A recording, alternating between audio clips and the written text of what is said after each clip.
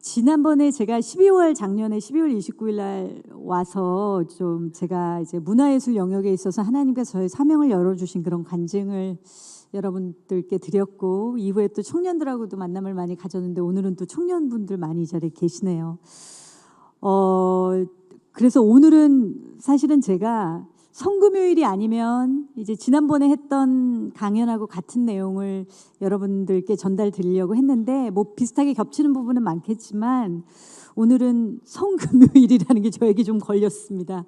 그래서 뭔가 제 인생에 찾아오신 고난이란 이름으로 변장된 축복, 위장된 축복이라고 하잖아요. 그 고난과 시련 속에서 만난 하나님을 중심으로 강연보다는 좀 간증에 좀 무게를 더 실어서 여러분들께 좀 이야기를 들려드리려고 이렇게 나왔습니다. 그래서 이렇게 오면서 비행기 안에서 사실 좀 돌아봤어요. 뭐 제 인생에 뭐 1단계, 2단계, 3단계 여러분들의 인생에서도 뭐 강도로 따지자면 크고 작은 그 고난과 시련들이, 그 환난들이 많으셨을 테고, 그 안에서 또 한 사람의 신앙인으로 다져지기까지 여러분들이 계속 그 믿음의 경주를 하고 계신데, 저는 그런 생각이 들었습니다. 이 성금요일 매년 찾아오잖아요. 근데 이 고난주간 사순절을 가장 의미 있고 뜻깊게 보내는 방법이 무엇일까라는 생각을 했을 때, 제 개인적인 경험을 말씀드릴 수밖에 없는 자리니까 저의 개인적인 경험으로는 가장 고난과 혹독한 시련기에 있을 때, 그때 맞았던 사순절이 가장 기억이 나요. 그럴 수밖에 없는 것은 그런 시기를 지나면서 이런 깨달음을 얻게 됐거든요. 예수님께서는 우리 고난을 그냥 바라보고 계시지 않는다. 그러니까 성경에 저희 눈물을 눈물병에 닮으신다는 표현이 있잖아요, 시편에. 근데 그게 어떤 의미일까? 그 정도로 소중하게 생각하신다. 우리 눈에서 떨어지는 눈물이 마치 무슨 보석처럼 다이아몬드인 것처럼 하나하나 이렇게 아주 예쁜 병에 담아주시는 상상을 하게 됐습니다. 그만큼. 근데 사실 저희가 겪는 시련이라는 게, 고난이라는 게, 지금 고난 중에 계신 분들은 더 와닿으시겠지만, 저희가 뭐 주의 이름을 위해서 시련을 겪는 것만 고난이 아니라, 사실 그보다는 저희가 그냥 일상을 살아가면서 어떤 외부의 어쩔 수 없는 환경에 의해서, 아니면 저희 자신의 상처와 쓴뿌리 혹은 죄의 문제 때문에 겪게 되는 고난이 더 많은 게 사실이잖아요. 그런데 그런 고난들조차, 저의 죄와 상처와 쓴뿌리로 인해서 겪는 고난들조차도 하나님은 귀하게 여기신다는 거죠. 그래서 그 고난이 예수 그리스도의 고난에 참여하는 것으로 인정해 주신다는 것, 저는 그게 제 인생에서 너무나 놀라운 은혜의 경험이었습니다.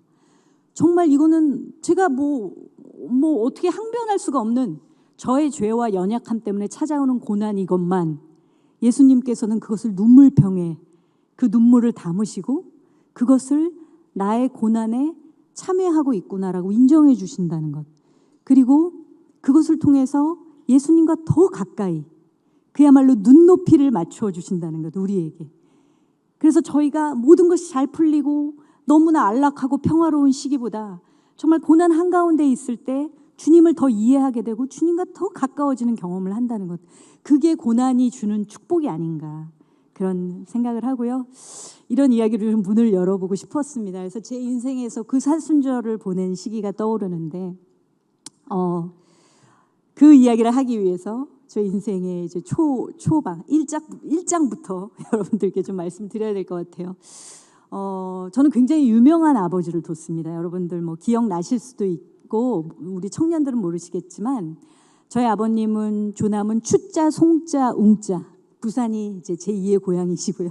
빨간 피터의 고백이라는 모노 드라마를 기억하시는 분들, 어르신들도 계실 테고, 달동네라는 드라마에서 이제 똑순이 아버지로 기억하시는 분들도 계실 텐데, 굉장히 한 시대를 풍미했던 유명한 배우, 연극 배우셨습니다. 뭐 매체 연기, 드라마 연기도 하셨지만, 그래서 저희 아버님은 그런데 굉장히 특별한 예술가였다는 생각이 들어요. 너무 감사하게도 그 DNA의 일부분을 제가 지금 지니고 있는 것이 너무나 감사한데, 하나님을 믿지 않으셨어요. 신앙은 없으셨지만 이 예술이라는 기능이 무엇일까? 예술이 어떻게 하면 예술가가 사회에 선한 영향력을 줄 수 있을까? 어떻게 하면 내가 하는 작품이 이 사회에 순기능적인 어떤 그런 작품을 만들어서 많은 사람들에게 예술만이 줄 수 있는 그런 어떤 그 선한 영향력들을 누리게 할 것인가? 왜냐하면 그때만 해도 저희 아버님이 활동하셨던 60년대, 70년대, 80년대 초까지만 해도 문화예술이라는 것이 사실은 어떤 일종의 그냥 사치 같았어요.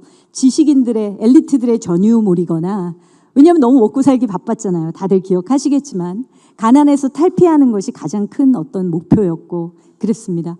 그런데 당시에 또 뭐 정치적으로도 굉장히 혹독했던 시기인데, 자유라는 단어조차 금기시됐던 70년대 초반, 여러분 기억하시죠? 그런 엄혹했던 시절에 그야말로 자유라는 주제를 던지는 프란츠 카프카의 작품이었습니다. 이 빨간 피터의 고백이라는 모노 드라마였는데요. 그래서 인간이 이 자유가 주어졌을 때 이 자유를 가지고 어떻게 인간답게 살 것인가를 좀 얘기하는 그런 내용이었어요. 그러면서 당시에 너무나 자유가 금기시되고 좀 억압적인 사회여서 그랬던 것 같은데, 정말 20살, 21~22살 그 대학생 청년들이 물밀듯이 극장으로 찾아들었습니다. 정말 하나의 기적이라고 할 만큼 그 대학생들로 시작해서 30대, 40대, 50대까지 저는 굉장히 신기한 게요. 아버지가 하셨던 그 작품을 아직도 기억하시는 분들이 많으시고, 딱 한 번, 그것도 드라마도 아니고 영화도 아니고 계속 재방송으로 볼 수 있는 어떤 콘텐츠가 아니었어요. 딱 한 번 1시간 반을 극장에 가서 본 그 경험이 지금 70년대, 77년, 8년 그때 공연을 하셨으니까 몇 년이 지났나요? 지금 거의 뭐 40년이 지났는데 그 한 장면을 잊지 못해서 어르신들이 저한테 오셔서 말씀하시는 거예요.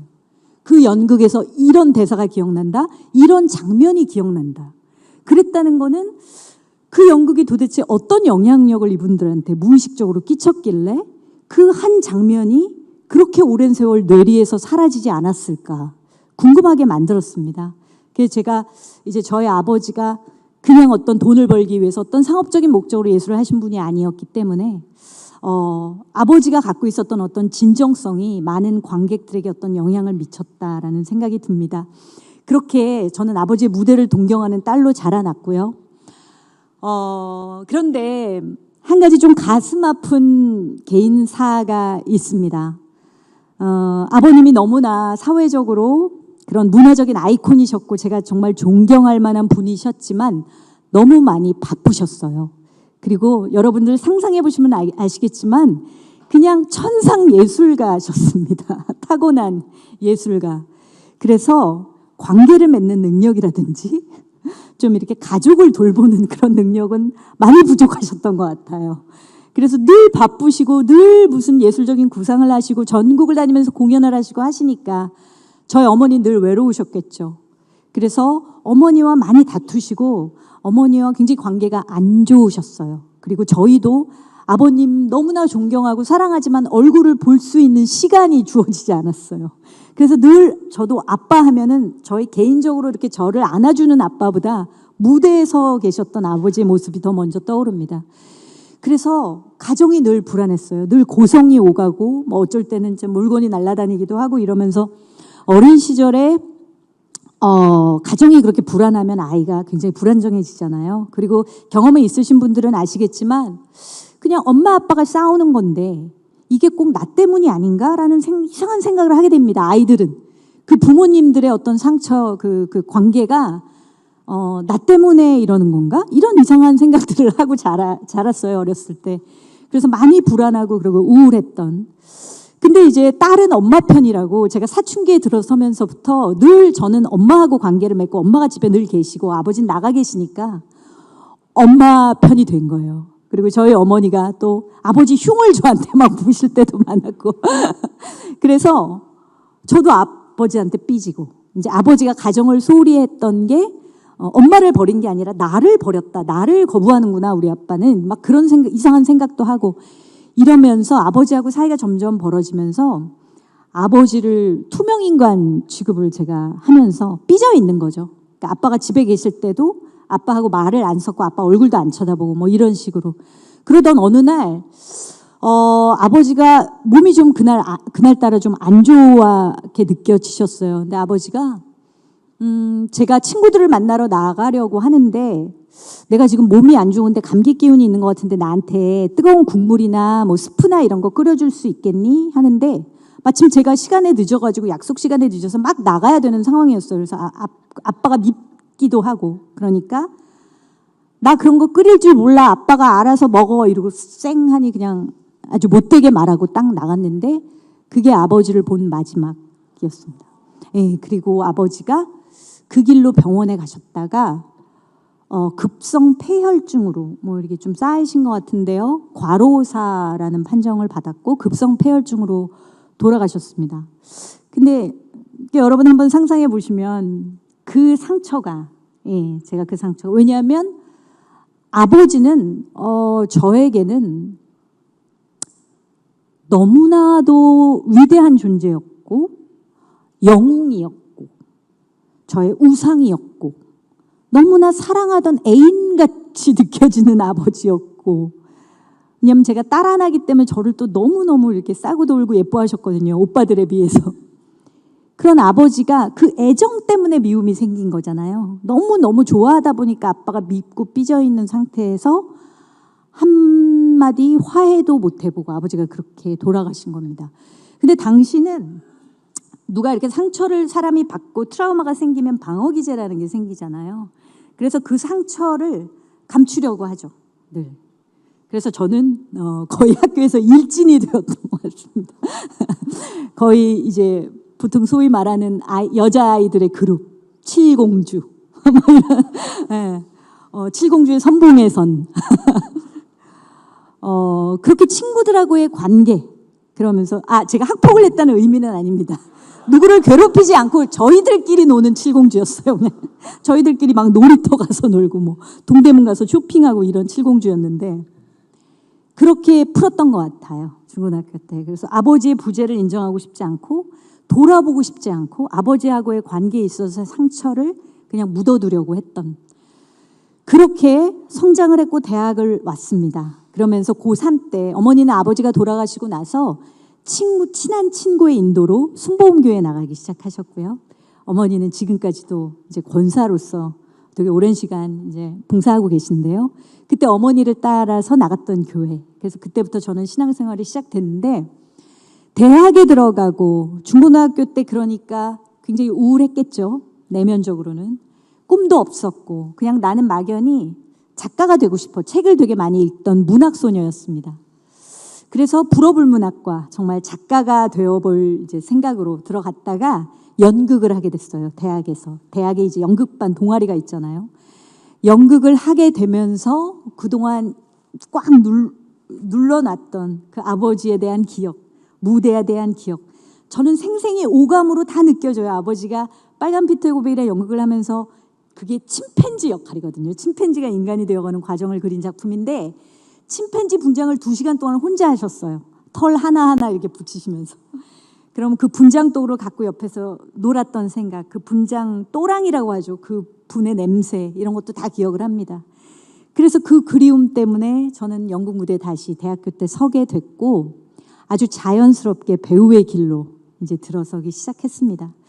그래서 누구 딸이라는 사실 그 후광 때문에요. 너무 죄송한 말씀이지만 승승장구했습니다. 그러니까 신인이었지만 누구 딸이다라는 것 때문에 굉장히 처음부터 좀 두각을 나타내고 남들보다 빨리 그러니까 배우로서 연예인으로서 성공을 하게 됐죠. 그렇게 20년을 쉬지 않고 달렸던 것 같습니다. 20년 정도 배우 생활을 하고요. 세상적인 어떤 성공으로 따지면 뭐 부와 명예와 전 국민이 다 아는 그런 배우가 됐었죠. 그런데 그렇게 20년 동안 활동을 하던 어느 순간 이제 누구나 그런 시기가 있겠지만 회의감이 찾아들었습니다. 왜냐하면 제가 속해 있던 연예계는 이제 여러분들 추측해 보시면 막 굉장히 뭐 버라이어티하고 화려하고 막 재미있고 되게 보람 있는 일일 것 같잖아요.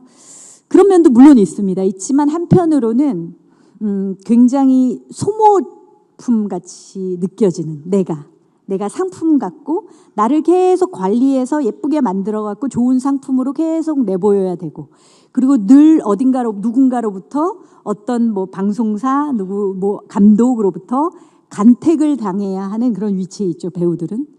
그래서 소위 잘 나가는 배우였음에도 불구하고 늘 그런 어떤 좀 뭐라 그럴까요? 제 안에 충족되지 않는 결핍이나 그런 욕구들이 있었습니다. 그리고 더 중요한 건 저희 아버지는 예술가이셨고 그리고 작품을 각색도 직접 하시고 연출도 직접 하시고 이 작품에 담아내야 할 메시지에 대해서 스스로 고민하시고 말하자면 정말 하나님의 창조를 상상해 보시면 되겠지만 작품을 하나를 창조해서 세상에 내보이신 분이잖아요. 그런 어떤 창작에 대한 그 욕구가 점점 더 올라오는 거예요. 그래서 나는 예전에도 작가가 됐고 싶었고 배우보다 내 세컨 드림이었던 작가의 길로 가고 싶다라는 생각을 점점 더 하게 돼요. 그러면서 그런데 작가도 여러 가지가 있잖아요. 뭐 소설도 쓸 수 있고 시도 지을 수 있지만 내가 해온 배우로서 카메라 앞에 섰던 경험을 살려서 나는 어떤 글을 쓰고 싶어. 그러면 뭐가 있을까? 딱 한 가지 직업이 있더라고요. 영화 감독. 네, 영화 감독은 내가 직접 시나리오를 쓰고 대본을 쓰고 그것을 또 내가 하려는 어떤 거기에 보이스, 나의 메시지를 담아서 작품을 만들어낼 수 있으니까. 그래서 제가 대학원에 들어가서 영화 연출 전공을 이제 하게 됩니다. 그때 나이가 39이었어요. 그래서 3년 동안 공부를 하고 이제 3개의 단편 영화를 만들고 그게 국제영화제도 진출하면서 교수님들한테 인정도 받고 너는 감독으로 정말 가능성이 있겠다. 이제 하산해라 이 말은 장편 영화를 만들어서 이제 정말 관객들 일반 대중들 앞에 공개하는 영화를 만들어라 그 의미거든요. 그래서 저는 장편 데뷔를 앞두고 있었는데 마침 그때 제가 결혼한 지 한 4년 차 정도 됐을 때예요. 그런데 이제 저희 남편은 연극 배우이기도 하고 연출가이기도 한 무대에서 굉장히 오랫동안 베테랑으로 활동한 아티스트인데 남편과의 사이에 아이가 생기지 않았습니다. 결혼한 지 4년이 지났는데 한번 유산을 했고요. 그래서 늘 이제 그게 저의 가장 큰 기도 제목이었는데 이제 대학원 졸업을 딱 앞둔 어떤 시점에서 이제 덜컥 임신을 하게 됐어요. 그때가 나이가 41. 예. 40이 넘은 나이에 첫 아이를 갖게 됐으니 여러분 상상해 보세요. 얼마나 행복했었겠어요. 제 생애 가장 행복한 새로운 꿈도 있고 이제 아이도 생겼고 그런데 정말 아이러니하게도 그 시기가 제 인생에서 가장 고통스러운 이제 고난의 시기로 갑자기 전환을 하게 됩니다. 어떻게 시작된 거냐면 산후 우울증이라는 정말 뭐라고 규정할 수 없는 그런 병으로부터 시작이 되는데요. 이것은 우리 어머니들 출산해 보신 분들 다 아시겠지만 그냥 감기 기운 같은 거예요. 그러니까 호르몬의 영향으로 아이를 임신했을 때 왜 여러분 상상해 보세요.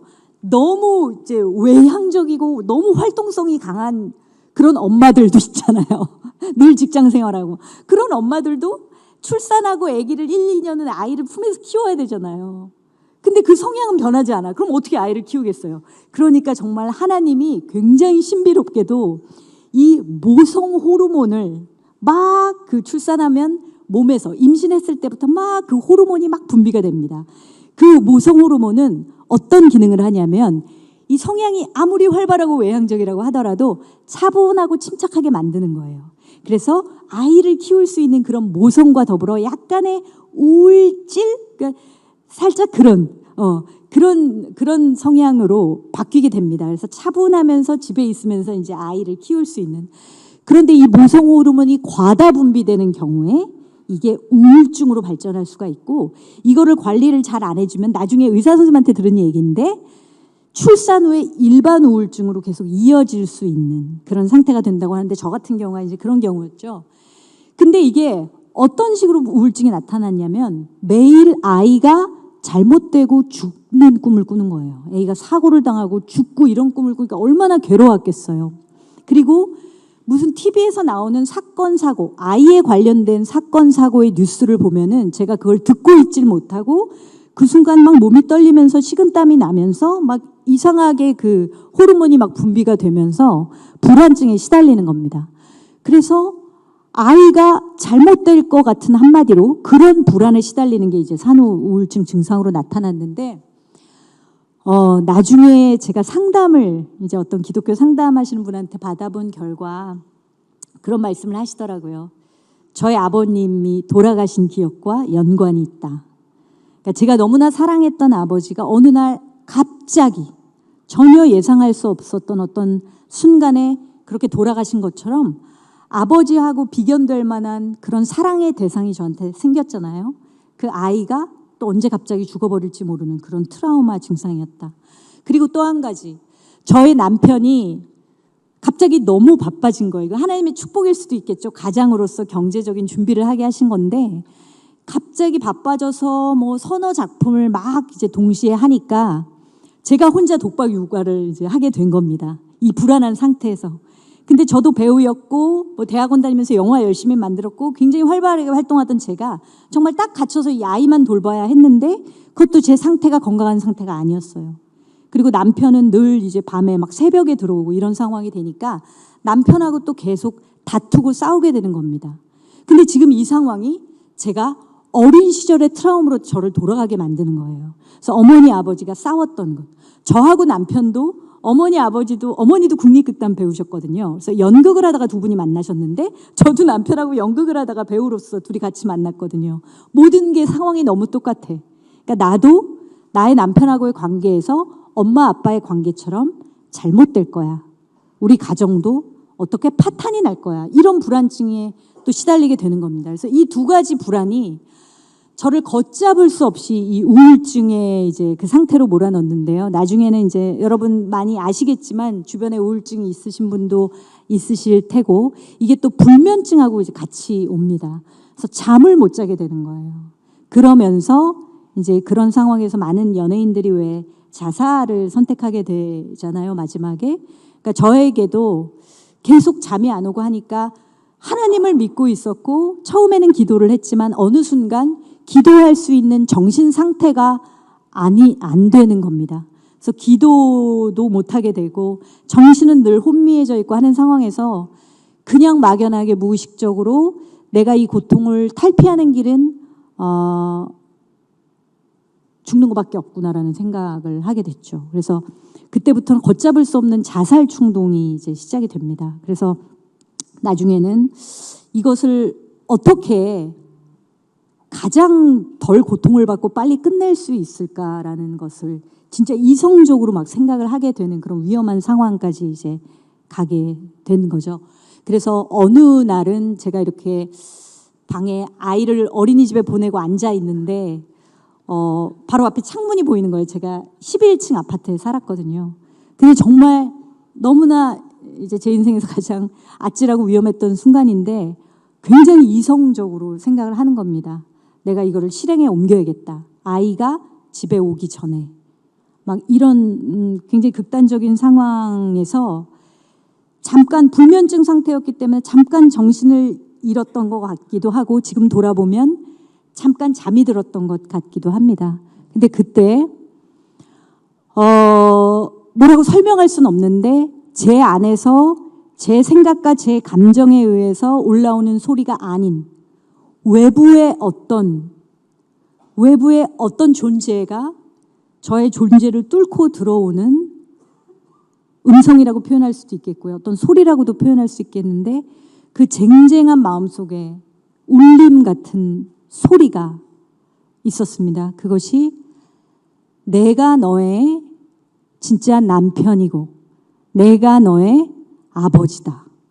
이걸 3번을 반복하시더라고요. 마치 예수님이 베드로에게 3번 물어보셨던 것처럼 3번을 내가 너의 남편이고 내가 너의 아버지야.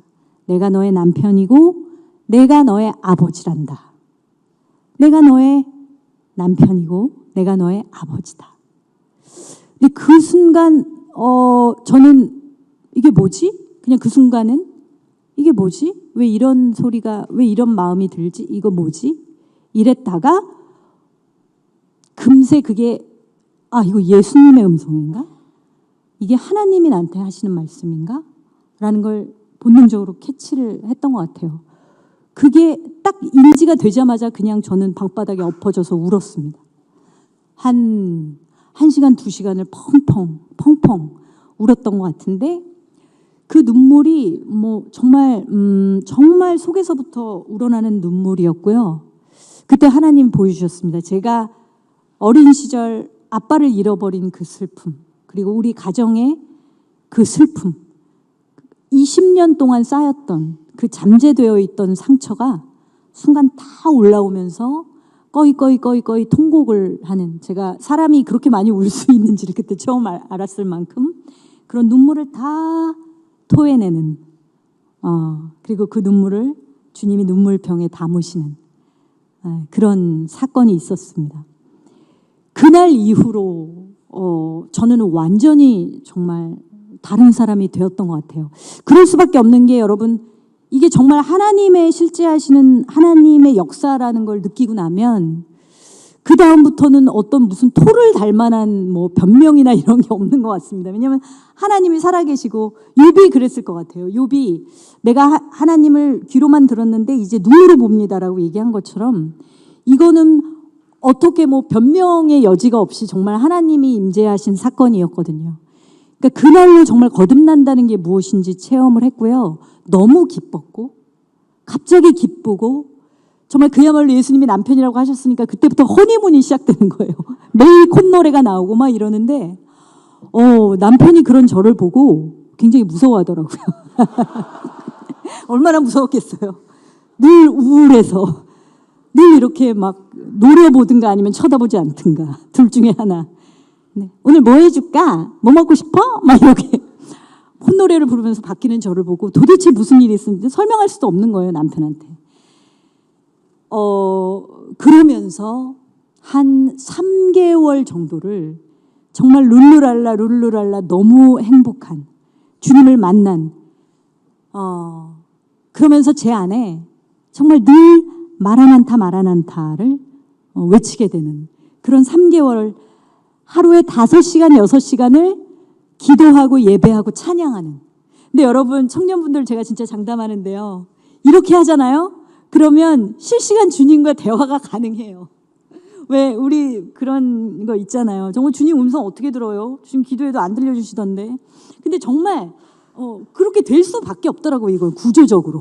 내가 하루에 다 6시간을 주님 앞에 기도하고 찬양하고 예배드리는데, 그러니까 생각이 기도가 되는 거예요. 그냥 내 생각이 사라지고 생각이 기도가 되고 그냥 내 마음의 소리가 주님의 하고 그냥 실시간 대화가 되는 거죠. 그렇게 3개월을 보내면서 너무나 감사하고, 근데 한 3개월이 좀 지날 즈음 돼서 그때부터가 문제입니다. 언제까지 이렇게 살지? 이런 생각이. 말은 않다? 근데 저희 아이가 이렇게 막 이제 아장아장 걷기 시작하고 막 이런데, 근데 지금 주님 오시면, 지금 말 안 한타 돼서 주님이 오시면 얘는 어떻게? 이런 생각. 얘도 뭔가 성인이 되어서 믿음을 가지고 뭔가 사도 바울처럼 이렇게 하나님 나라를 위해서 우리 아이도 살아봐야 될 거 아니에요. 그러니까 주님 당장 오시면 안 되겠더라고요, 또. 근데 문제는 제가 세상에서 꿈꾸던 것, 나도 아버지처럼 이제 예술가가 돼서 영화 감독이 될 거야, 이렇게 새롭게 가졌던 모든 비전과 꿈이 다 욕망이 사라지는 겁니다. 이 세상에서 이루고 싶고 하고 싶은 건 아무것도, 정말 눈 깜짝할 사이에 사라지는, 신기루처럼 사라지는 신기한 경험을 했어요. 근데 그것도 문제인 겁니다. 그럼 어떻게 살아? 이제 뭘 하고 살아? 목표가 뭐야? 늘 매일같이 말 안 한타만 읊으면서 살 수는 없는 거 아니에요. 그래서 그때부터 제 기도가 바뀌기 시작했는데, 그 기도가 정말로 중요한 기도였던 것 같습니다. 그리고 하나님이 그 기도를 정말 기뻐하셨던 것 같아요. 왜냐하면 하나님의 그 이후로 이어진 엄청난 어떤 언약들과 응답들을 볼 때 이 기도를 하나님이 기뻐하셨다는 증거가 됐는데요. 어떤 기도였냐면, 하나님 저를 왜 창조하셨습니까? 아까 목사님 말씀하실 때 창조의 목적을 알게 해달라. 뭐 그거하고도 연결이 되는데 저는 그게 진짜 궁금했어요. 청년 여러분, 그게 진짜 궁금해야 됩니다. 그게 궁금하지 않고 드리는 기도는 자발적인 기도라고 볼 수 없죠. 근데 여러분 인생에 그게 궁금해질 때가 있을 거예요. 엄청난 고난의 시기나 여러분을 둘러싸고 있는 외부적인 모든 환경이나 조건이 다 무너졌을 때, 여러분들의 부모나 가족이나 그 누구도 여러분들을 도울 수 없을 때, 하나님 왜 창조하셨어요? 제가 왜 이제 이 땅에서 사는데 어떤 모든 욕망이, 세상적인 욕망은 다 없는데 그럼 저 어떻게 살아야 돼요? 뭘 위해서 살아야 돼요? 라는 질문을 정말 궁금해서 드렸을 때 하나님이 그 기도에 대해서 기가 막히게 응답하신 분이라는 걸 전 경험으로 알고 있습니다. 여러분들이 정말 진정성 있게 그게 궁금해서 그 기도를 드린다면 반드시 응답하세요. 하나님은. 그랬을 때 저에게 제 인생에 풀리지 않는 퍼즐이 있잖아요. 여러분 다 있으시잖아요. 저는 유명한 배우 예술가의 딸로 태어났어. 그래서 연예인으로 승승장구해서 잘 살 수도 있었는데 그런 명예롭고 자랑스러운 아버지, 그러나 한편으로는 굉장히 저에게 가정적으로 상처를 준 어떤 가정 환경이 있었고 제가 연예인이 됐고 잘 나갔는데도 불구하고 저는 이 길이 싫었고 감독으로 방향을 틀고 이런 모든 뭐가 맞춰지지 않는 이런 퍼즐 조각, 거기다가 우울증까지. 이 우울증은 도대체 내 인생에서 뭐에 쓸까? 뭐에 쓰는 물건인가? 왜 찾아왔는가? 근데 하나님께서 그 퍼즐 조각을 하나씩 다 맞추시면서 해석하여 주기 시작하시는 겁니다. 비전과 더불어 네가 이제 상처 입은 자들의 마음을 알았으니 너는 상처 입은 치유자가 되어서 이 사회의 분열을 꿰매고 이 사회를 치유하는 그런 작품을 만들어라. 세상의 언어로 복음을 녹여낸 그런 작품을 만들라는 비전을 주십니다. 그래서 그때 제가 너무 감사했고요. 이제 이 사명을 발견하는 순간이 사실은 가장 행복한 순간이라고 합니다. 누구나 우리가 고통받는 이유는요, 사실 다른 게 아니라 의미를 찾지 못해서입니다, 여러분. 이게 사실 프로이트도 틀렸고요. 모든 정신분석학이나 심리학에서 놓치고 있는 부분이 사실 이 의미라는 부분입니다. 예, 물론 이 의미에 대한 그 심리학을 정립하신, 지금 이름이 생각이 안 나는데 그분도 이제 독일에 심리학자 계시긴 하지만 어쨌든 인간은 나이가 많고 적으나 어떤 직업이든 성별이든 모든 상관없이 나의 실존의 의미, 내가 이 땅에 왜 살아가느냐라는 의미를 찾지 않으면 계속 아무리 성공하고 아무리 돈이 많고 아무리 명성을 얻어도 결핍이 느껴지는 겁니다. 힘들 수밖에 없는 거죠. 이건 곧 내 정체성의 문제이기도 한데요. 나의 정체성은 무엇인가? 난 이 땅에 왜 태어났으며 어디로 가는가? 난 무엇을 위해 살고 있는가? 내가 무엇을 위해 성공했는가? 무엇을 위해 성공해야만 하는가? 무슨 일을 해야 하는가? 모든 게 다 의미하고 관련이 있습니다. 그 의미는 하나님 안에서 그 의미를 발견했을 때 그걸 바로 사명이라고 부르는 것이죠, 우리가. 근데 사람이 그 사명을 발견했을 때 가장 행복하다는 이야기들을 해요. 그래서 저도 그 순간이 너무너무 행복했습니다. 죄송한 얘기지만 저희 아버지는 위대한 예술가셨지만 여러분들 어떤 직업에 계시던 혹은 문화예술을 하시던 어떤 직업에 계시던 그 직업에서 아무리 성공을 했다고 하더라도 저희 아버지처럼 이것이 무엇을 위해서인가를 모르면 그 다음부터는 자기 숭배의 길을 가게 됩니다. 특히나 예술가는 더. 저희 아버지는 빨간 피터의 고백이라는 성공 이후에 이제 그 성공에 대한 의미를 모르고 그 영감을 누가 줬고 그 영감이 어디서부터 왔고 사실 그때 일기에 보면 아버지가 막연하게 신에게 기도한 기도문이 나옵니다. 근데 저희 아버지는 그게 하나님이 그 영감을 주셨다는 걸 모르셨어요. 그게 너무 제가 마음 아프고 안타까운 지점인데 만일 그걸 아셨으면 저희 아버지가 하나님을 영접하셨었겠죠. 근데 이게 하늘로부터 온 영감이라는 걸 아셨던 것 같아요. 그래서 이름 모를 신에게 기도한 기도문이 있습니다. 아버지의 일기에 보면은. 그런데 그 이후로는 아버지의 삶이 과거에 이루었던 성공을 뛰어넘는 성공을 이루기 위한 삶을 삽니다. 이 성취를 이걸 능가하는 성취를 이루기 위한, 그러니까 얼마나 그 삶이 고달프셨겠어요. 그 성공은 찾아오지 않고 그 이후의 작품들은 훨씬 더 그 전작보다 더 못하다는 비판을 받고, 그러니까 아버지를 사실 죽음으로 몰고 갔던 것은 어떤 병도 있었겠지만 이런 심리적인 영적인 어떤 그런 그 억압, 강박 이런 것들이 아버지를 죽음으로 몰고 갔다는 생각이 저는 드는데요. 우리가 어떤 직업을 가지던, 우리가 예술가이던 이 모든 영감과 이 예술이 어디에 사용되는 것인지, 무엇을 위해서 쓰여지는 것인지, 이게 자기 자신을 위해서인지 아니면 하나님이 창조한 이 세상의 인류를 위해서인 것인지, 그것을 알지 못할 때 굉장히 우상숭배 삶을 살아가게 되는 것이죠. 그래서 저는 이 사명을 발견했을 때 너무 행복했고요. 근데 이 사명이 너무 기쁜데 구체적이지 않아서 그 다음부터는 여러분, 제가 하나 팁을 드린 거예요. 청년분들한테. 이런 구체적인 기도를 밟아 나가시는 것도 좋습니다. 하나님 좋습니다. 그럼 제가 주님이 주신 비전과 사명을 받았습니다. 그런데 어떤 작품을 만들어야 합니까? 그 기도를 드리기 시작했어요. 이제는 그런 작품 만들게요. 근데 모르겠어요. 어떤 걸 만들어야 하는지. 또 하나님이 주신 구체적인 비전이 또 하나 있었는데, 이 시대를 향한이란 마음을 주셨어요. 이 시대를 향한, 이 시대를 또 시즌별로 나누자면 이 시즌을 향한 메시지, 그걸 네가 작품에 담아내는 그런 작품을 만들게 하겠다고 하셨는데, 그게 뭔지 제가 알게 뭐예요. 그게 뭐예요, 하나님. 그렇게 기도를, 바짓가랭이를 붙들고 하는 기도를 드렸을 때 하나님께서 제가 친한 지인이 일하는 출판사에 가서 폴란드로 간 아이들, 지난번에 제가 간증했던 이 영화에 대한 소재를 찾게 하십니다. 잠시 말씀드리면, 그때 안 계셨던 분들이 계시니까 한국전쟁 당시에 10만 명의 전쟁고아가 남북 합쳐서 발생을 했습니다. 그중에서 저희가 남한고아의 행적은 알고 있죠. 뭐 이렇게 미국으로 많이 입양돼서 갔죠. 홀트 아동복지를 통해서. 그런데 북한 전쟁고아들의 행방은 어떻게 됐을까? 그들은 동유럽 사회주의 국가들로 뿔뿔이 흩어집니다. 한 10,000여 명 정도가. 그중에서 2,000명이라는 가장 많은 북한 전쟁고아를 받아들인 폴란드라는 나라의 자료를 제가 보게 됐어요. 그게 아직 책으로 출판되기 전에 자료 상태로 보관되어 있던 것을 제가 받아왔습니다. 그런데 거기에 이 북한 고아들이 폴란드에 도착했을 때 그 아이들을 정말 부모의 심정으로 품고 기른 폴란드 교사들, 아직도 생존해 계시는데요, 몇 분이.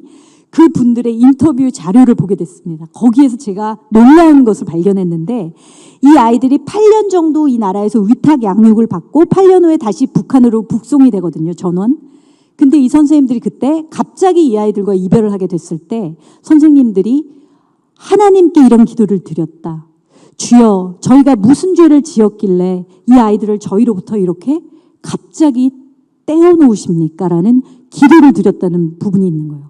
알고 보니 이분들은 예수 그리스도의 십자가 신앙을 지니신 분들이었고, 이분들이 상처 입은 치유자로서 2차 대전 때 그 나치의 혹독한 공격에 의해서 가족을 잃고, 본인들이 전쟁고아이거나 가족을 잃었던 전사자의 가족이거나, 그래서 아주 가난한 시기를 겪었던, 그야말로 한국 민족하고 너무나도 쌍둥이 같은 역사를 가졌던 그런 분들이었습니다. 그런 분들이 상처 입은 치유자로서 자기와 똑같은 상처를 갖고 있는 북한 전쟁고아들이 기차역에 도착했을 때 이분들이 이런 증언을 하는 거예요. 난생 처음 보는 검은 머리 검은 눈의 동양 아이들이었습니다. 그러나 그렇게 낯선 타국의 아이처럼 느껴지는 게 아니라 내 유년 시절의 일부분처럼 느껴졌습니다. 저 아이들이. 그래서 우리가 저 아이들을 돌봤던 것은 어떤 저 아이들을 긍휼히 여기고 그냥 품고 도와줬던 일이 아니라 우리가 잃어버렸던 유년 시절을 회복하는 일이었습니다. 저 아이들은 바로 우리의 분신, 우리의 일부분이었습니다. 라는 이야기를 증언을 하시거든요. 바로 이것이 예수님이 저희에게 가르쳐주고 싶어 하시는 상처 입은 치유자로서의 저희가 세상을 품고 공감하면서 선교해 나가야 하는 그런 어떤 저는 영역이라고 봅니다. 그래서 이것을 하나님은 이 역사의 히스토리를 통해서 거기에 복음을 녹여내고 그것을 세상의 언어로 이 영화가 전해지기를 바라는 하나님의 뜻을 제가 알게 된 것이죠. 그래서 이 다큐멘터리를 만들면서 제가 폴란드로 가서 탈북민 이송 양과 함께 갔습니다. 탈북 청년인데요. 그러면서 지금도 이제 가족처럼 지내고 있고요. 그 친구는 이 영화를 통해서 사실 하나님 뜨겁게 만나게 됐고 지금 트리니티 신학대학원을 졸업해서 이제 선교사의 길을 가고 있습니다. 그런 어떤 엄청난 하나님의 역사도 있었는데요. 이 친구를 통해서 또 저는 작은 통일을 경험하고 이 친구하고 같이 폴란드에 그런 선생님들을 만나서 조사도 하고 이제 다큐를 다큐를 위한 자료들을 저희가 이제 그 채집하러 갔는데 같은 방에서 자면서 사실 이 친구는 굉장히 장벽이 많은 거예요. 그리고 저희는 다큐멘터리다 보니까 이 친구의 행적도 물어보게 되고 네가 어떻게 북한에서 탈출했니? 중국에서의 삶은 어땠니? 막 이런 걸 물어보게 되잖아요. 근데 물어볼 때마다 굉장히 경계심을 가지고 벽을 치고 이런 걸 왜 물어봐 하는 그런 느낌으로 굉장히 뭐라 그럴까 경계심 가운데 이제 저를 대했거든요. 그래서 촬영을 갔을 때 굉장히 힘들고 불편했는데 지금은 친가족처럼 됐고요. 근데 그러면서 아, 북한 사람들이 느끼는 이 느낌이 무엇이구나. 그 북한 사람들을 어떻게 대해야 하는구나를 하나님이 공부하게 하셨죠. 근데 이 친구하고 폴란드의 마지막 촬영을 앞둔 전날인가 그랬을 거예요. 같은 방에서 자는데 제가 하나님 앞에 기도를 하면서 하나님, 제가 잘못했습니다. 제가 송이한테 이 친구의 과거에 대해서 이렇게 낱낱이 물어보는 것이 정말 하나님 기뻐하시는 방법이 아닙니다. 제가 먼저 저를 오픈하겠습니다. 그리고 저의 과거의 상처를 이야기하기 시작했어요. 송이한테 아버지를 그렇게 잃게 된 것, 아버지가 갑자기 돌아가신 것, 우울증 때문에 죽을 뻔했던 것, 그것을 하나님이 건져주셔서 지금 이 영화를 만들게 된 그런 히스토리들을 얘기하니까 송이가 울면서 저에게 송이의 어머니가 저희 아버지 14살 때 돌아가셨는데 송이의 어머니가 15살 때 갑자기 돌아가셨대요. 그리고 송이가 남한에 와서 1년 동안 지독한 우울증 때문에 자살 충동을 느낀 경험이 있더라고요. 그래서 둘이 부둥켜 안고 울었습니다. 그날 폴란드의 그 호텔 방 안에서. 그러면서 저희끼리는 작은 통일을 이룬 거죠. 그때도 상처 입은 치유자라는 그 하나님이 주신 그 키워드, 열쇠말이라고 할 수 있는데요. 제가 그런 상처가 없었으면 송이하고 하나 될 수 없었듯이 이거는 앞으로 정말 북한이 열릴 것이고 우리 여기 계신 청년들이 그 북한을 품는 주역이 될 것이고 그들하고 소통하고 대화하고 그들을 복음으로 이끌 그런 주역이 바로 이 청년들인데 우리 청년들이 사실 그래서 하나님이 여러분들에게 지금 고통을 이 사회의 구조상 어떤 고통을 허락하시는 것일 수도 있어요. 여러분들은 사실 비교가 되지 않는 굉장히 좋은 환경에서 성장했잖아요. 어떤 종류의 고통이라도 여러분들에게 없을 때 어떻게 북한 청년들, 여러분 이제 기성세대가 되겠죠. 여러분 그 또래의 북한 청년들을 어떻게 여러분들이 이해하고 품고 공감할 수 있겠습니까? 그래서 저는 지금 청년이 겪는 시련들이 막 혹독하다 얘기를 하지만 그것도 하나님이 필요에 의해서 허락하신 거라는 생각이 들어요. 그래서 저는 이런 경험들을 하면서 상처 입은 치유자로서 이 폴란드 선생님들이 북한 아이들을 품었던 그 이야기를 했습니다. 근데 하나님께서 이 영화를 이제 개봉시키신다고 하셨는데 1년이 넘도록 왜냐하면 그때는 북한하고 너무나 사이가 안 좋은 정부여서 제가 영화 관계자들한테 물어보면 이거를 누가 북한 전쟁과들을 품자는 얘기를 지금 어떻게 이 시국에 해. 이 영화는 아예 개봉이 안 될 거야. 이렇게 다 부정적인 뉴스만 전해주고 실제로 그래서 1년 반 동안 제가 간의 수공업으로 집에서 혼자 편집 기술을 배워서 영상 편집을 하면서 기다렸어요. 그런데 정말 거짓말처럼 정권이 바뀌더니 막 남북 회담이 벌어지더니 평창올림픽이 벌어지더니 2018년도에 평창올림픽 직후에 10월 31일 날 개봉을 하게 되었습니다. 그래서 개봉을 했을 때 정말 이례적으로 엄청나게 많은 프레스콜들, 그러니까 기자들이 모였는데요. 제가 배우이자 감독으로 데뷔했는데 이런 이상한 소재를 가지고 그들이 보기에는 데뷔한 것도 신기했고 어떻게 이런 소재를 가지고 감독으로 데뷔를 했을까? 근데 기자분들이 질문을 하시는데 물론 여기에 모인 지금 우리가 많이 모였는데 이 기자들이 배우였던 추상미 씨가 감독으로 전향한 것도 궁금하긴 하지만 더 궁금한 게 이걸 2016년도에 찍었다고 촬영하고 돌아왔다고 들었는데 어떻게 이렇게 시의 적절한 작품을 지금 개봉을 할 수 있었습니까? 이렇게 물어보는 거예요. 근데 제가 하나님이 하셨어요라는 말이 여기까지 나오는데 네, 너무나 그 말은 너무 세상 기자들이었기 때문에 뭐 알아듣지도 못할 뿐더러 너무 감사했습니다. 근데 하나님은 꼭 그렇게 뭔가를 증명을 해주시는 것 같아요. 내가 너에게 준 사명이 맞지? 봐봐. 맞잖아. 내가 너에게 준 그 비전이 맞지? 하나도 틀린 것 없지? 하는 상황을 만들어서 확증을 시켜주시는 그런 일이었던 것 같습니다. 근데 이 영화를 만드는 과정에서 사실은 굉장히 많은 연단이 있었습니다. 이게 청년분들이 좀 들으시면 도움될 만한 건데요. 그렇다고 그냥 하나님이 공짜로 주시는 건 없고요. 네가 예술가이기 전에 먼저 예배자가 되어라. 그래서 예배자로서 늘 주님께 묻고 나아가는 것. 저의 재능과 은사로 뭔가 스토리텔링을 해서 작품을 만드는 것이 아니라 하나님 어떻게 갈까요? 이 스토리를, 구조를, 플롯을 혹은 뭐 화면을 어떤 편집본을 쓸까요? 부터 시작해서 모든 아이디어를 물었습니다. 오히려 초반에는 그러지 못해서 제 생각대로 막 모션 픽처, 애니메이션 이런 것도 넣으면서 막 되게 풍성하고 화려하게 만들었는데 500만 원 정도를 들여서 아티스트를 고용해서 했는데 그거는 다 쓰레기통에 처박게 하셨습니다. 한마디로. 못 쓰겠더라고요, 나중에. 그리고 한 3주 동안을 아무런 인사이트도 주지 않으시고 그냥 훈련만 하시더라고요. 그러면서 급기야는 개봉 시점이 잡혔어요. 그러니까 굉장히 이제 신이 나고 뭔가 으쓱하고 우쭐한 마음의 교만이 올라올 때쯤 마지막 마무리 편집, 어레인지 하는 그 편집을 놔두고 있었을 시점에 갑자기 저희 아이가 제가 편집을 하고 있는데 제 무릎에 올라와서 엄마 뭐해? 이러면서 무릎에 탁 앉는데 줄이 꼬여가지고 백업받지 않은 하드가 바닥에 떨어졌는데 빠작 소리가 나면서 깨지는 거예요, 하드가. 막 탄성이 나오죠. 그래서 제가 너무 아찔해갖고 이제 엔지니어한테 전화를 하니까 엔지니어가 소리를 들어보더니 집에 와서 이거 복구가 안 될 수도 있겠는데요. 편집분, 1시간 반짜리 영화 편집분이 날아가는 순간인데 제가 하나님과 쌓아놓은 관계가 있잖아요. 워낙에 이제 뭐 하면 하고 이런 정말 하나님의 마음을 너무나도 잘 알 것 같은 거예요.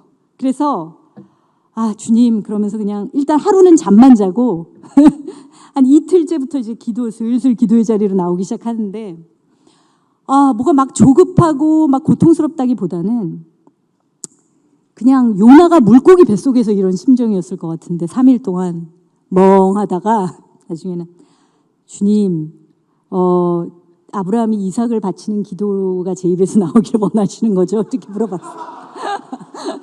예, 주님이 주셨으니 주님이 가져가시. 근데 그 기도를 뭐 억지로라도 해야 되는 상황이니까. 근데 이렇게 돌아보니까 한 2년 정도 준비한 기간을 돌아보니까 그 기도밖에는 할 기도가 없는 거예요. 왜냐하면 처음부터 너무 그냥 하나님이 하셨어.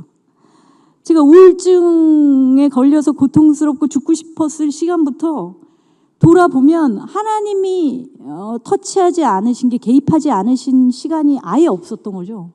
모든 걸 다 하나님이 하셨잖아요. 소재 주시는 것부터. 그러니까 지금 이 일도 하나님이 하시는 거니까 그냥 하나님 뜻대로 하시옵소서라는 기도를 되게 그냥 담담하게 드렸습니다. 그러고 나서 다음 날 전화가 왔어요. 0.1% 남기고 다 복구했다고. 그 대신에 돈을 좀 더 주셔야겠는데요. 그래서 이제 영화 개봉한 그런 훈련, 혹독한 훈련을 하시더라고요. 그런데 그런 훈련을 다 마치고 영화가 개봉한 후에 이 영화가 사실 독립영화로서는 6만 명이 드는 굉장히 어떻게 보면 의미 있는 성공을 했는데 여러 곳을 다니면서 특히나 단체 관람을 하면서 정말 탈북민 그 사회는 아마 이 영화를 다 봤을 거예요. 탈북민들이 다 보고 그다음에 어떤 소외된 상처 입은 이웃들 뭐 그런 이제 단체들 NGO들 이런 데서 그런 분들을 초청해 갖고 다 보고 대학 통일연구기관 막 다 보고 심지어는 일본에서 원래는 2019년도에 개봉 예정이었는데 코로나 때문에 연기가 돼서 작년에 일본에서 개봉을 했거든요. 근데 그때도 제가 시간이 좀 지난 때라서 또 교만해졌어요. 일본 가야지. 가면 료관에 가서 온천하고 막 이런 생각하고 있는데 너 오지 마. 내가 돌들로도 아브라함의 자손이 되게 할 수 있어라고 하신 것처럼 저를 못 오게 하시면서 그냥 저는 줌으로 무대 인사를 하고 일본에서 원래는 한 5개 극장 정도에서 아주 소규모로 개봉하려고 했다가 우크라이나 러시아 전쟁이 터지는 바람에 일본 분들이 그 전쟁의 난민이나 피해자나 고아들에 대한 관심이 굉장히 많으시더라고요. 일본 여성분들이. 저도 굉장히 놀랐어요. 그래서 30개가 넘는 극장에서 10군데가 넘은 도시에서 와이드 릴리즈 개봉을 하게 되었습니다. 그런 것까지 하나님께서 그 일본 분들 눈에서도 눈물이 나게 하시고, 영화가 가는 곳마다 통일에 대한 인식이 바뀐다든지, 통일을 해야 할 이유를 찾지 못했던 청년들이 왜 통일이 되어야 하는지에 대한 이유를 알았다라는 게, 이게 뭐 그 크리스천들만이 아니고요. 비크리스천, 저희는 기독교 영화는 아니었어요. 그러니까 비크리스천들이 보고서는 네이버에 평을 올리는데 평점이 9.5였고 거기 그런 평들이 대다수였습니다. 통일에 대한 의미를 다시 생각하게 됐다. 그리고 개인적인 상처가 있는 분들이 이제 미국에 갔는데, 미국에서 이분은 고등학교 때 호롤 단신으로 유학으로 온 어떤 기자분이 계셨어요. 재미교포. 근데 그분이 아주 어린 시절 성폭행 당했던 경험이 있으시더라고요. 근데 자기는 이 상처를 씻어버리고 지워버리고 싶기만 했고, 가족에게도 말하고 싶지 않아서 그냥 혼자 조기 유학을 그냥 가겠다고 부모를 쫄라서 미국에서 온 분이 계셨는데, 그분도 펑펑 울면서 저한테 장문의 편지를 보내셨는데, 영화를 보고 상처 입은 치유자가 내가 될 수 있겠구나, 나와 동일한 상처를 겪은 누군가를 내가 치유하는 치유자가 될 수 있겠구나라는 메시지를 받았다고 하면서 너무 많이 눈물 흘리는 경험들, 하여튼 수많은, 마치 하나님의 나라가 심겨서 하나님의 나라가 일을 하고 있는 그런 것을 저에게 보게 하셨습니다. 오히려 저는 방관자처럼, 구경꾼처럼 뒤에 서 있고요. 이 영화가 가는 곳마다 하나님이 하시는 일들을 하시는 거예요. 그걸 보면서 아, 하나님이 이런 일을 하라고 하시는 거구나. 나의 이제 앞으로의 남은 인생에서 이런 작품을 만들고 이런 일을 하라고 하시는구나라는 것을 깨닫게 됐고요. 저에게 아직까지 이 드라마에 있어서, 드라마라고 치면 해결되지 않은 부분이 있죠. 바로 남편과의 관계. 저는 사실 남편과 그런 어려움을 겪으면서 굉장히 어리석지만 무조건 저는 하나님 앞에서 씨름을 해야 하는 직성이 풀렸으니까 이런 씨름까지도 해봤어요. 하나님, 이혼하면 안 돼요? 하나님이 예수님이 이혼 미혼하신다는 건 아는데 이혼하고도 잘 사는 크리스천들도 있더라고요. 저 남편하고 결혼 생활이 너무 힘들어요. 이혼하면 안 돼요? 이렇게 물어봤더니 하나님이 어떻게 답하셨냐면, 안 돼, 돼, 이게 아니라 너의 남편은 너와 함께 문화사역을 하게 될 거야 라는 약속의 마음을 주셨습니다. 여러분들 약속을 받으셨으면 좋겠어요. 성경에 보면 모든 성경의 속의 인물들이 약속을 받고 사명을 갖고 그 믿음의 경주를 마칩니다. 그 평생을 그렇게 살죠. 이 약속을 받느냐 안 받느냐가 사실은 너무나 중요한 거예요.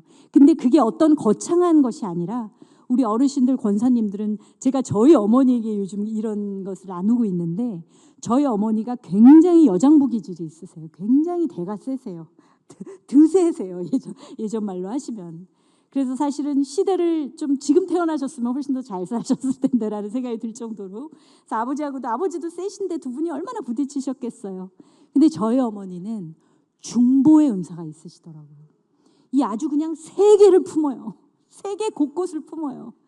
사실 그 중보 기도가 없으면 저희가 하는 모든 문화예술 사역, 그리고 우리 선교사님 지금 자리에 계신데 선교 사역, 모든 게 다 돌아가지가 않습니다.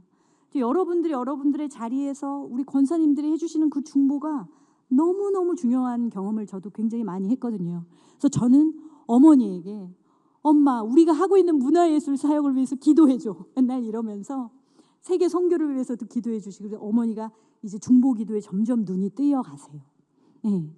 그러니까 그런 것조차도 하나님이 엄마한테 약속을 주실 거야. 하나님 앞에서 엄마 씨름해봐. 이렇게 제가 어머니에게도 말씀을 드리는데요. 이 언약이 너무 중요합니다. 어떻게 보면 기독교는 언약의 종교잖아요. 아시지만. 그래서 여러분들이 이 언약을 통해서 하나님과 직접 1대1로 대면하는 것이 우리 청년들은 너무 중요합니다. 집회도 중요하고 우리 목사님으로부터 받는 모든 양육도 중요하지만, 그것만큼 중요한 게 여러분 스스로가 하나님 앞에서 1대1로 서는 거예요. 그게 너무나 중요한 경험이거든요.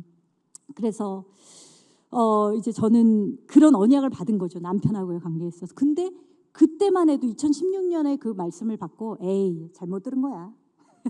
왜냐하면 저희 남편은 늘 세상에서 어떻게 하면 성공할까? 세상적으로 어떻게 하면 더 풀릴까?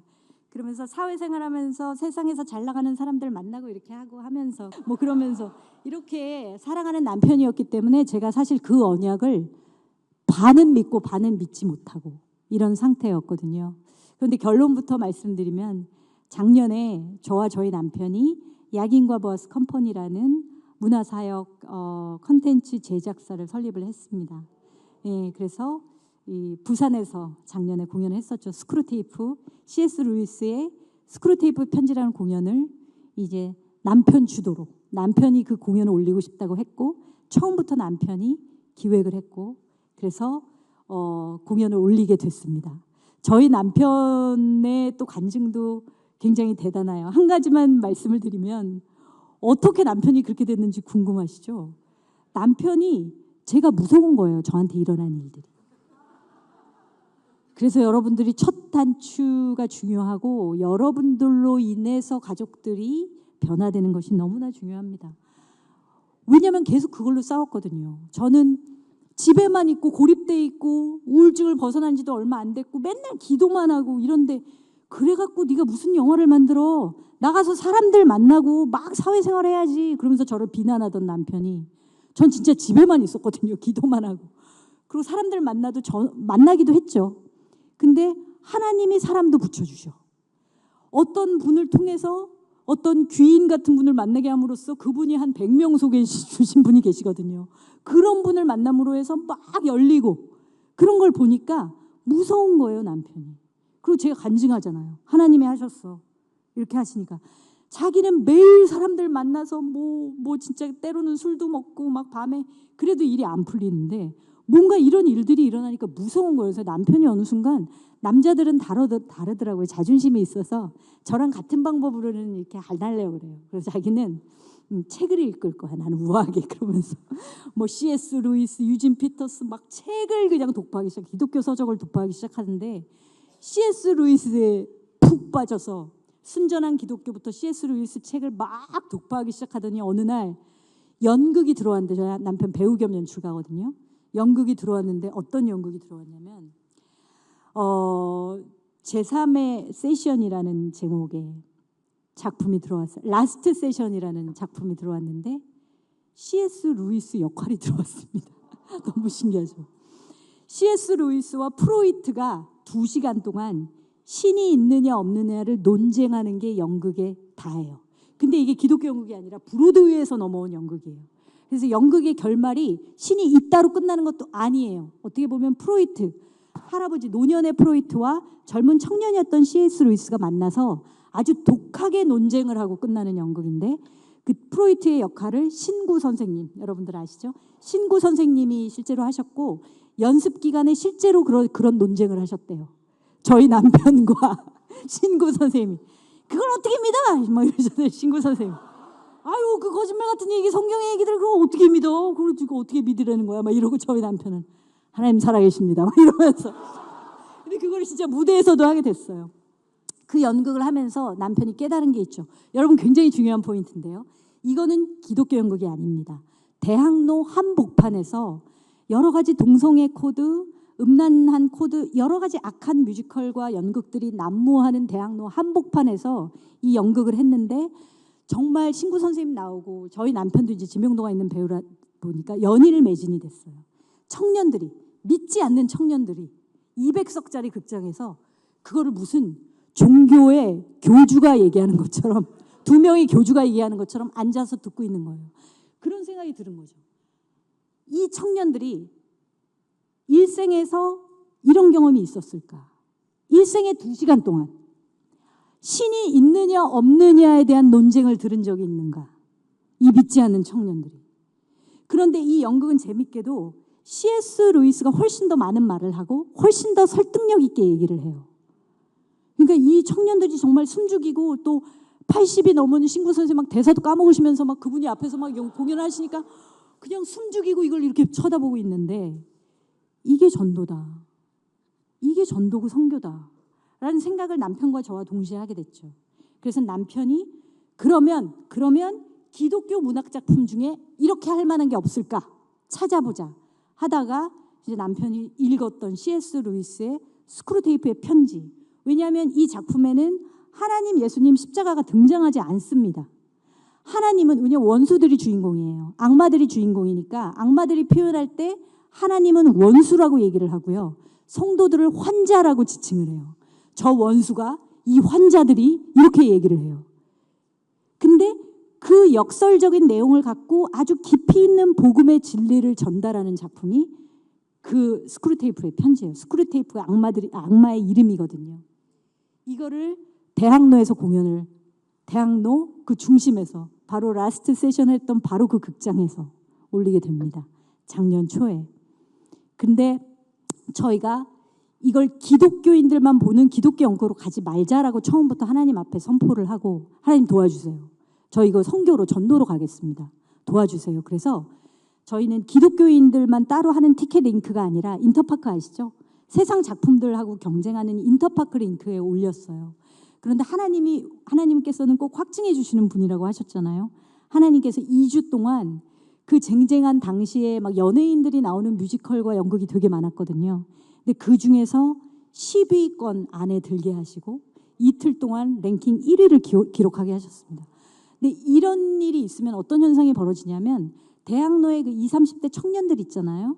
그냥 그 인구가 그냥 들어와서 봐요. 이게 어떤 연극이길래 이렇게 랭킹이 높아? 이러면서 그냥 호기심에 봐요. 근데 제가 제일 무서웠던 상황이 사실 그거였거든요. 와서 봤더니 기독교 작품이야. 낚였네. 이런 말들 나올까 봐. 환불 소동 같은 거 일어날까 봐. 제일 걱정을 했는데 인터파크 보면 지금도 있어요. 들어가서 보시면 공연 후기에 와보니까 기독교 작품이었다. 낚였다라는 생각이 들었다. 그런데 재밌더라. 이해할 수 있겠더라. 악마가 인간을 이렇게 혼란스럽게 만드는구나. 그거 알아듣겠더라. 재밌었다. 이런 반응이 태반인 거예요. 하나님께서 저희가 용기를 내서 그렇게 어떤 세상 속으로 침투해서 뭔가 선교하고 하나님을 전하는데 세상의 언어로, 세상이 알아들을 수 있는 언어로 이걸 전하겠습니다. 어떤 그런 다리 역할을 하겠습니다라고 선포했을 때 하나님이 기뻐하시는 확증을 보여주시더라고요. 그래서 남편은 그 경험을 통해서 완전히 다른 사람이 되었습니다. 그래서 지금은 바울의 뮤지컬을 만들고 있어요. 저랑 같이 하는데 이 바울도 기존의 성극을 생각하시면 안 되고 좀 굉장히 창의적인 방법으로 바울과 나라는 작품으로 이제 10월에 올라갈 텐데, 여러분 스데반 아시죠? 그때 성경에서 스데반을 돌로 쳐서 죽이는 장면에서 바울이 제일 처음 등장을 하거든요. 그 돌로 던지고 있는 군중들의 옷을 들고 있었죠, 바울이. 그리고 그것을 지지하고 있었고, 그런데 거기서 스데반의 젊은 아내가 주인공입니다, 저 연극에. 그래서 남편이 죽었어요.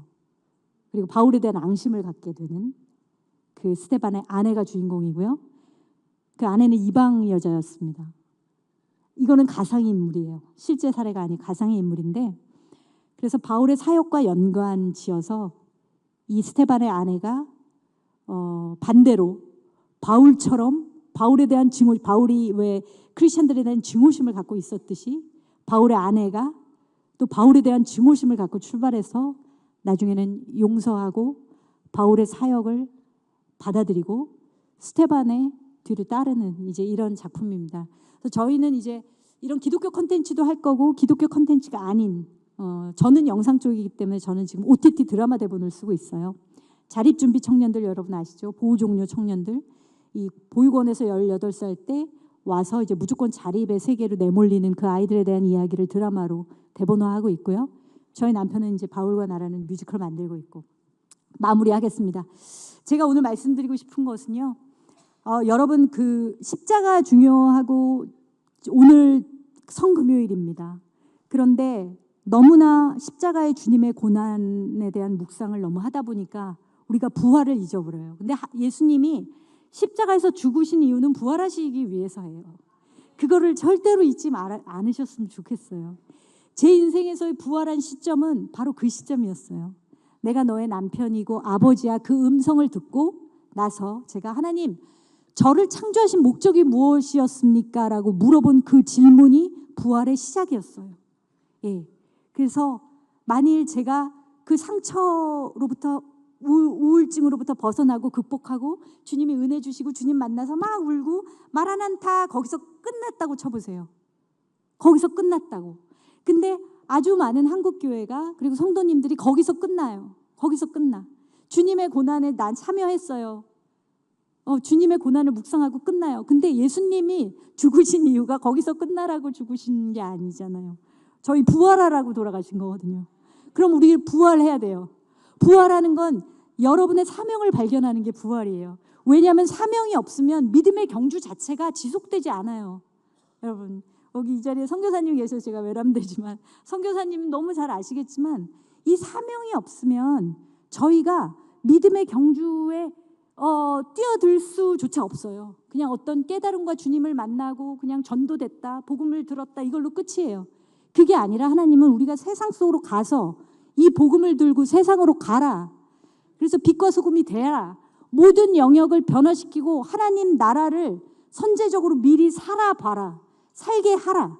물론 그렇다고 해서 이 세상에 하나님 나라로 완전히 100% 변하는 거 아니지만 요한계시록의 때가 언젠가 오겠지만 미리 하나님의 나라를 살아보고 살아가게 만들어주는 거예요. 지금 인류가 처한 고통과 위기에 대한 관심을 기울이셔야 돼요. 청년 여러분.